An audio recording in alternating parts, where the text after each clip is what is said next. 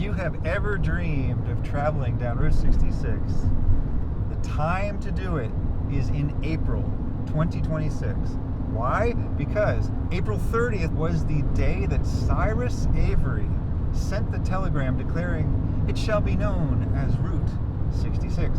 2026 will be the 100th anniversary of Route 66. It's also going to be the 250th anniversary of the United States of America. It'll be the 20th anniversary of Pixar's Cars.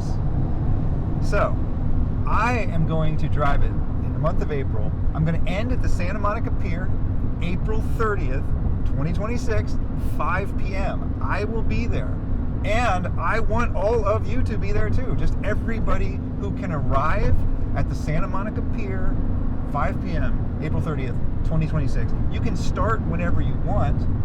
You can stop wherever you want. You can travel on any itinerary you want. But meet me at the pier for the great Route 66 Centennial Convergence.